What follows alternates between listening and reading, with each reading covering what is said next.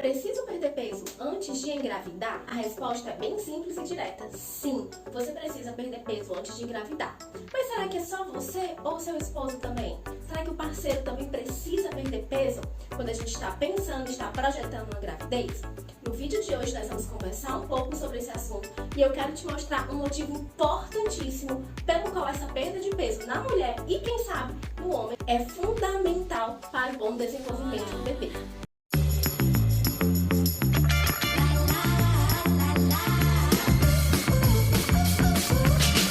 Olá meus amores, eu sou Karine Lira, nutricionista materno-infantil, e hoje eu vim aqui conversar com você sobre a obesidade pré-gestacional. A obesidade da mãe e do pai antes mesmo que eles venham a engravidar. E eu quero começar esse vídeo te dizendo que estudos mostram que a obesidade da mãe e também do pai promove uma programação metabólica no bebê. Guarda esse nome que eu vou já te explicar o que é isso. Mas essa programação metabólica favorece com que a criança que tem pais obesos venha a nascer com maior risco de desenvolver obesidade e resistência à insulina. O que é a resistência à insulina? Imagina que resistência é tudo que impede, tudo que causa uma dificuldade. A insulina ela é responsável por abrir a célula para que o açúcar entre dentro da célula, produza energia para que a gente possa realizar as nossas funções corporais, das mais básicas às mais complexas. A resistência à insulina é quando essa chave ela não consegue, quando a insulina ela não consegue abrir essa porta. Então essa porta fica fechada, causando uma resistência, impedindo que esse açúcar entre dentro da célula. Se o açúcar não entra dentro da célula, ele fica circulando no sangue e açúcar em excesso no sangue causa o quê? Isso mesmo, diabetes. Então, o que é que os estudos têm nos mostrado? Recapitulando essa informação inicial, é que a obesidade da mãe e do pai, elas constroem um caminho metabólico. Elas constroem um caminho que termina no aumento do risco dessa criança ter diabetes, começando pela resistência à insulina e obesidade na infância e na vida adulta. Eu não estou dizendo que ele vai ter, eu estou dizendo que os riscos são aumentados. E aí cabe o questionamento, será que nós queremos aumentar esse risco para o nosso filho? Porque a diabetes, ela é sim um caminho para a obesidade e a obesidade ela é um caminho para a diabetes. Então é um ciclo onde os dois se alimentam, onde os dois se promovem, onde os dois se constroem. Então, gente, nada de achar que essa perda de peso cabe só a mulher, cabe só a mãe. Já manda esse vídeo para o seu esposo, manda esse vídeo para pessoas da família, se inscreve no canal, me diz se você já tinha acesso, se você já sabia dessa informação. Então não é só a mulher que precisa perder peso, mas o homem também, ele tem um papel fundamental no processo de formação do bebê. Afinal, metade dos cromossomos vem da mãe e a metade dos cromossomos vem do pai. E esses cromossomos são formados por genética, por fitas genéticas. E eles geram a programação metabólica. Programação metabólica, ou melhor, programação metabólica fetal, já que nós estamos falando desse início da vida do bebê, é tudo que acontece na vida intrauterina e nos primeiros anos de vida dessa criança. E aí você deve estar se perguntando, Karine, por quê ou como que essa obesidade da mãe e do pai vai promover um aumento de risco da criança ter resistência à insulina ou obesidade? Eu vou te explicar isso agora.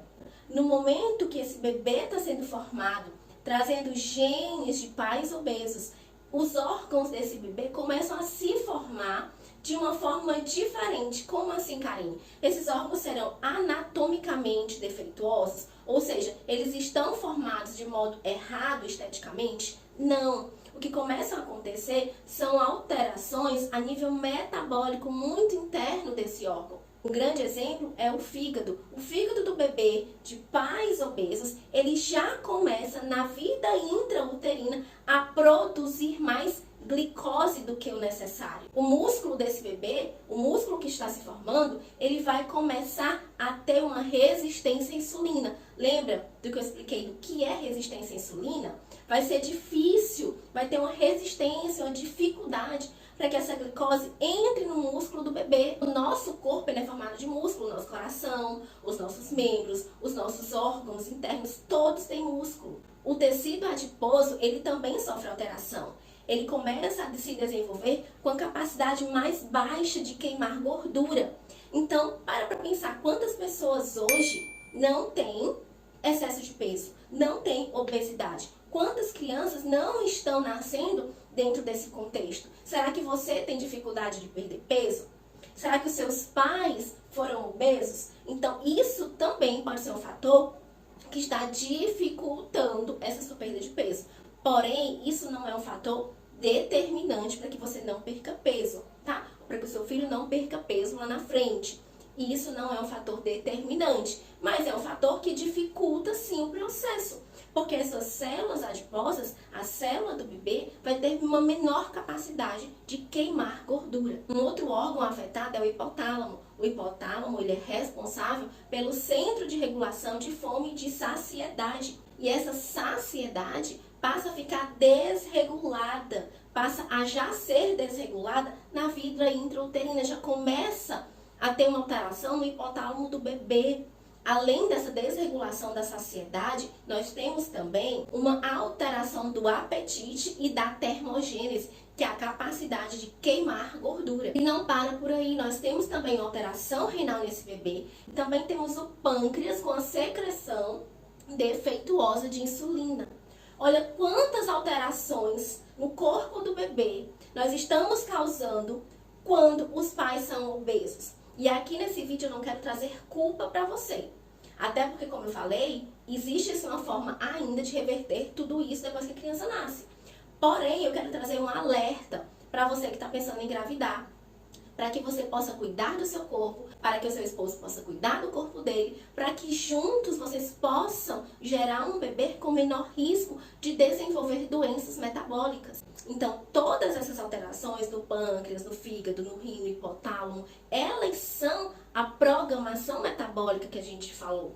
E tudo que eu estou falando aqui não é achismo, não é coisa da cabeça da Karine. Isso é ciência. São os estudos que mostram. E eu estou deixando aqui embaixo a referência de todos esses estudos para que você possa ler, se você é da área da saúde e entrou nesse vídeo, para que você possa se aprofundar. E olha o que outro estudo traz. Ele mostra o impacto da obesidade dos pais de acordo com o sexo do bebê. Ele fala que crianças do sexo feminino, quando os dois pais, a mãe e o pai, são obesos, essa criança do sexo feminino tem um risco ainda mais aumentado de ter obesidade e resistência à insulina ainda na vida infantil, ainda na infância e não somente na vida adulta. E quando o bebê é do sexo masculino, esse risco está aumentado quando a mãe é obesa, ou seja, independente do pai. Porém, o importante a ressaltar aqui é que as crianças, tanto do sexo masculino quanto do sexo feminino, sofrem alterações metabólicas quando os pais, mãe e pai, são obesos. Mas, Karine, agora? Eu já estou grávida, eu sou obesa, eu ganhei peso demais na gestação, o que eu faço agora? Primeiro, procurar um nutricionista para que você possa controlar esse ganho de peso na gestação. Até para não aumentar o risco de desenvolver diabetes gestacional, aumento da pressão arterial, pré-eclâmpsia. O segundo passo é cuidar da sua alimentação. Se o seu bebê já nasceu ou se o seu bebê ainda não nasceu, o segundo passo é cuidar da sua alimentação. Porque se ele ainda não nasceu, ele está se alimentando daquilo que você come. E ele precisa de nutrientes para se desenvolver bem. Precisa de uma alimentação natural. Mas se o seu bebê já nasceu e você já está pertinho da introdução alimentar ou já entrou na introdução alimentar, o que você tem que fazer também é cuidar da sua alimentação. Por quê? Porque você é e será o espelho do seu bebê. Então, ele só vai se alimentar bem a partir do momento que ele enxergar você comendo bem. E o terceiro passo é cuidar da alimentação dele, é trazer as opções corretas, é fazer uma boa introdução alimentar, é trazer uma boa alimentação para essa primeira infância. Lembra que eu falei que não é um fator determinante, é um fator que aumenta o risco. Agora imagina só, uma criança com todas essas alterações de fígado, de pâncreas, de rins, de hipotálamo, todas essas alterações e ainda receber nessa primeira infância mingau rico em açúcar, biscoito na introdução alimentar, pão, macarrão. O que é importante? É importante a gente fazer uma introdução alimentar correta. É importante a gente cuidar dessa criança nessa primeira infância com 2 anos, quando ela geralmente começa a recusar e a gente desesperadamente começa a dar os alimentos que ela pede e tirar aquilo que ela rejeita. Então, esse processo é um processo que vai durar por muitos anos. É como a Bíblia diz, a Bíblia fala o quê? Ensina a criança o caminho que ela deve andar. E quando ela crescer, não se desviará dele. Isso se encaixa perfeitamente na alimentação. Temos que ensinar agora a nossa criança como ela deve se alimentar, que ela deve gostar. A gente deve apresentar esse alimento de uma forma tão gostosa, tão saborosa, tão divertida, que ele vai ter prazer em comer os alimentos que Deus criou e que geram saúde para ele. Então não se desespere. Não está tudo perdido, muito pelo contrário, tem muito caminho pela frente. Não angustie o coração, não é o objetivo desse vídeo. O objetivo é te alertar e te mostrar que existe um caminho sim. Um outro ponto importante que eu quero compartilhar com você, que acontece muito aqui no consultório, é de receber pais obesos, crianças obesas, e aí o pai ele vem feliz porque os exames bioquímicos, os exames de sangue não deram alterados. E isso é motivo sim de felicidade. Mas isso não pode ser motivo de acomodação. E eu vejo, às vezes, alguns pais acomodados e até entristecidos, porque o seu filho agora vai ter que se privar de comer o recheado, vai ter que se privar de comer o pão.